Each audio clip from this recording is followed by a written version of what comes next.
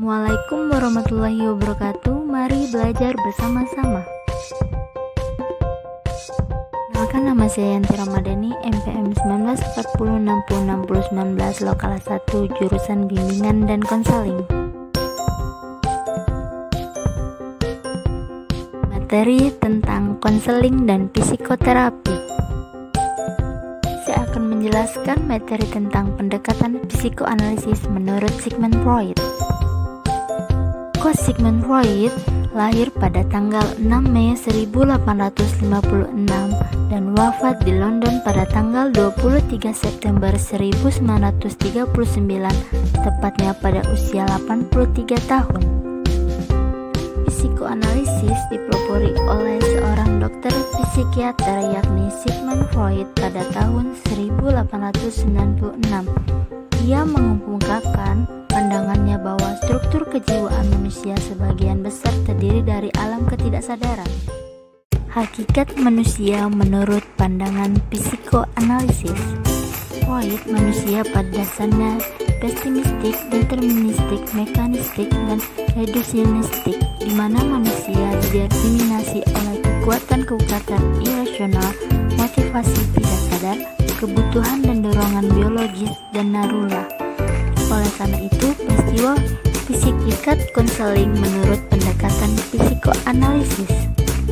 Menurut Freud, hakikat konseling mengubah perilaku manusia, yang dimana individu mengetahui ego dan memiliki ego, menempatkan ego dengan benar, menjadi mediator antara id dan superego, dan membantu individu menyadari ketidaksadarannya.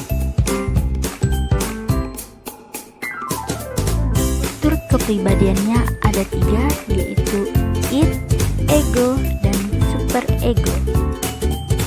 Id adalah dorongan dari dalam yang selalu keluar. Daerah tak sadar biasanya tidak mampu membedakan mana yang benar, mana yang salah.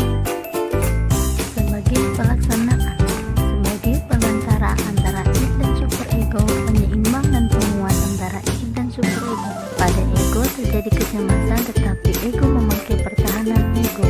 Superego adalah nilai moral yang biasanya berasal dari lingkungan sekitarnya. Nilai moral tersebut yang membentuk perilaku tersebut. Mekanisme pengubahan pendekatan psikoanalisis. Tahap-tahap konseling ada 4. Yang pertama, tahap pembukaan, tahap pengembangan transferensi, tahap penanganan, tahap resolusi transferensi. Pembukaan adalah tahap penentuan kelayakan masalah konseling untuk ditangani psikoanalisis. Referensi untuk mengembangkan, menganalisis hubungan konseli yang menyadari perilaku masa lalu konseli yang mempengaruhi perilakunya saat ini sehingga mampu membuat keputusan yang lebih layak.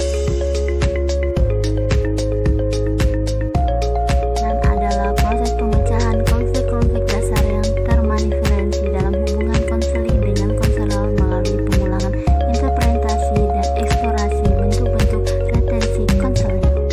Solusi transferensi untuk mengatasi ketergantungan konseling kepada konselor setelah konflik utama terselesaikan dalam konseling. Jika konseling siap menghadapi kenyataan, maka konseling diakhiri.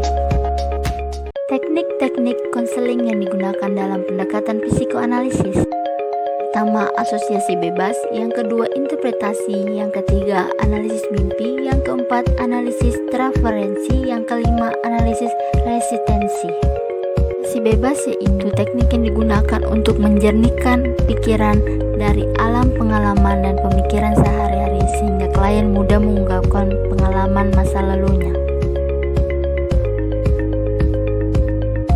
Gunakan konselor untuk menganalisis asosiasi bebas, analisis mimpi, analisis resistensi, analisis transferensi klien.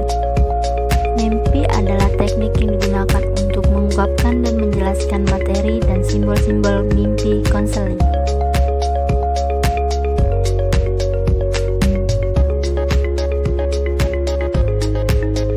Gunakan untuk membantu konseli menyadari motif, penyebab, dan dinamika hubungan konseli dengan mengungkapkan dan menjelaskan manifestasi interpretasi konseli dengan konselor dalam relasi konseling. Gunakan untuk mengungkapkan, menjelaskan alasan-alasan konseli sehingga menyadari dan mampu menanganinya. Kekurangan dan kelebihan pendekatan psikoanalisis. Psikoanalisis untuk mengobati penyimpangan mental dan syaraf, menjelaskan bagaimana kepribadian manusia berkembang dan bekerja, cara individu berfungsi dalam hubungan personal di dalam masyarakat, penggunaan terapi bicara, memahami sifat manusia untuk meredakan penderitaan manusia.